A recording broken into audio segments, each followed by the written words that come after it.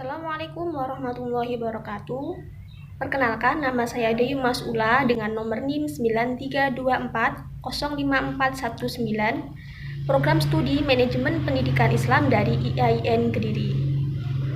Di sini saya akan sedikit menjelaskan tentang perkembangan teknologi informasi dan komunikasi dalam dunia pendidikan. Sebelum kita membahas tentang perkembangan teknologi informasi, alangkah lebih baik jika kita mengetahui apa sih teknologi informasi itu.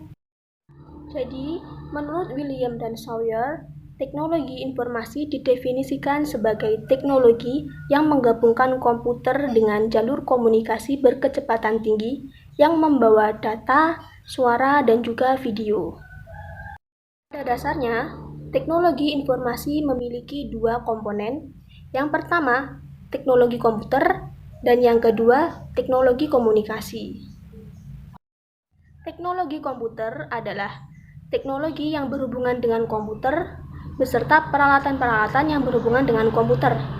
Sedangkan teknologi komunikasi adalah teknologi yang berhubungan dengan perangkat komunikasi jarak jauh seperti telepon, faksimil, dan televisi. Pada beberapa tahun belakangan ini, teknologi informasi berkembang dengan sangat pesat, sehingga dengan perkembangan ini telah membawa paradigma masyarakat dalam mencari dan juga mendapatkan informasi. Dan salah satu bidang yang mendapatkan dampak yang cukup berarti dengan perkembangan teknologi ini adalah bidang pendidikan. Ada dua dampak dari perkembangan teknologi informasi dan komunikasi. Yang pertama ada dampak positif dan yang kedua ada dampak negatif. Yang pertama kita bahas dampak positifnya dulu. Jadi, teknologi informasi dan komunikasi telah merubah proses pembelajaran konvensional, yakni proses pembelajaran yang dilakukan dengan cara pendidik menjelaskan dan murid hanya mendengarkan. Setidaknya, ada 5 pergeseran atau perubahan itu, yakni dari pelatihan ke penampilan, dari ruang kelas ke mobilitas atau di mana saja, dari kertas ke media online, dari fasilitas fisik ke fasilitas jaringan kerja, dan dari waktu siklus ke waktu nyata. Oleh karena itu, sangat memungkinkan sekali proses belajar tidak dilakukan di dalam kelas dengan tatap muka. Antara guru dengan siswa atau dosen dengan mahasiswa dapat terhubung dalam proses belajar menggunakan peralatan teknologi informasi komunikasi. Dampak positif selanjutnya yaitu dari sisi waktu dan biaya bisa lebih efisien. Dan saat ini, proses pembelajaran online terus berkembang. E-learning dapat dikembangkan sekaligus untuk mengajar, untuk memberikan tugas, hingga tempat mengumpulkan tugas secara daring. Kemudian yang selanjutnya yaitu dampak negatif dari perkembangan teknologi informasi komunikasi. Yang pertama ada pelanggaran hak cipta.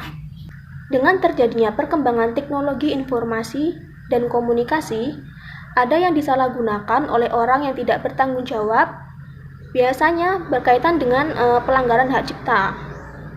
Pelanggaran ini meliputi seperti pembajakan software, penggandaan tanpa seizin pembuat karya. Dan pastinya, pelanggaran hak cipta pasti sangat merugikan produsen sekaligus konsumen saat mereka mendapatkan produk yang kualitasnya tidak setara dengan produk yang asli. Kemudian yang kedua ada kejahatan cyber atau cybercrime. Kejahatan ini dilakukan secara online dengan memanfaatkan teknologi atau jaringan komputer. Contohnya seperti pembajakan kartu kredit, penipuan online, dan sebagainya.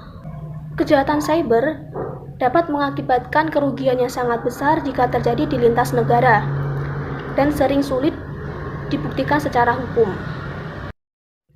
Kemudian yang ketiga ini yang paling marak terjadi di dunia maya, yaitu pornografi, perjudian, dan juga penipuan. Ketiga hal ini menjadi sisi negatif dari perkembangan teknologi informasi komunikasi. Namun, Sebagian negara melegalkan pornografi, perjudian terkait aturan-aturan tertentu. Sementara untuk penipuan, banyak oknum-oknum yang menyalahgunakan teknologi informasi guna menipu orang lain demi mendapatkan sejumlah uang. Kemudian yang terakhir yaitu penyebaran malware.